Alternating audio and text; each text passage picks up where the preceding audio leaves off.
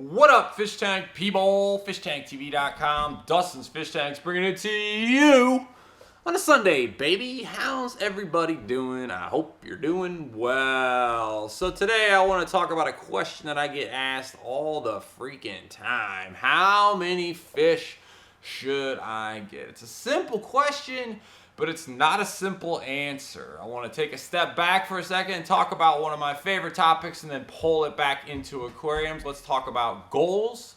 You got to have good goals in your life, your relationships, your health, your money. Goals in general make the world go round and make your life easier if you have great goals and you're working towards those goals. Let's tie this back into fish tanks. What are the goals of your tank?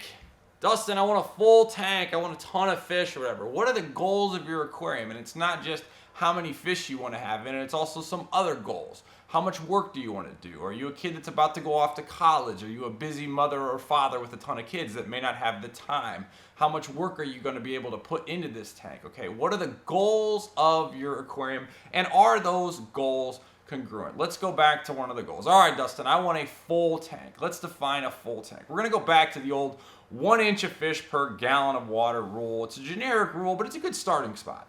1 inch of fish per gallon. Okay, so we want 1 inch of fish per gallon or more. I'm gonna call that leaning towards the full side. Quick note on the 1 inch of fish per 1 gallon of water rule. 2 1-inch neon tetras are not gonna put out the same amount of waste as a 2-inch rainbow fish, and a 2-inch rainbow fish is not gonna put out the same amount of waste as, say, a 2-inch goldfish. They're just different fish, different sizes, different chubbiness, whatever. Okay, so we want a full tank full of fish. More fish equals more waste. Are you going to be set up for this? How long has your tank been set up anyway? Is your bio load established enough to handle that? Let's go back to our goals. I want a full tank. Is your full tank, are you going to be able to do water changes all the time? Are you going to be feeding those fish 3 times a day and have a full tank? You're going to be able to do the work for that. You also say, I want a full tank, feed them 3 times a day, and never want to do any kind of water changes. Those goals are not in line, okay?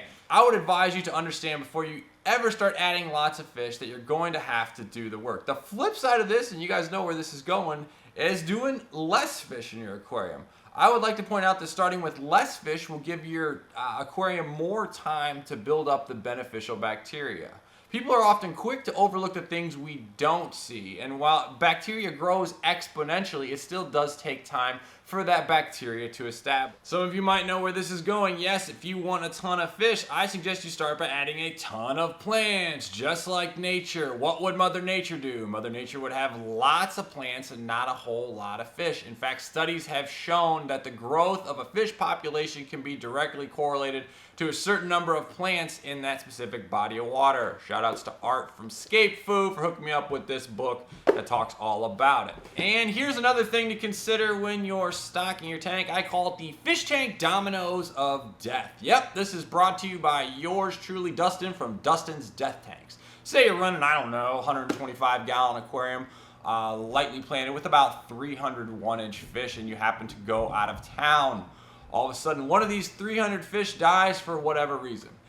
That fish dies, that ammonia increases a little bit. Then all of a sudden that stresses out another fish and that fish dies. Then you've got 2 fish and you're exponentially increasing the ammonia, and then 3 fish die, 4 fish die. All of a sudden the balance of the tank is off exponentially, and it happens quickly because boom, boom, boom, boom, boom, dominoes of death, and these fish die. This could happen in your tank. A little bit off balance, things can go out of hand quickly. That's why you hear about tanks crashing. And yes, this happened to yours truly when I went out of town to Chicago to Pandemonium back in August. Nothing like driving 7 hours home to come home to a 125 gallon tank filled with dead neon tetras at about 11 o'clock at night. Fabulous. Yes, I kill fish too. So let's go back to your goals. How many fish should we get?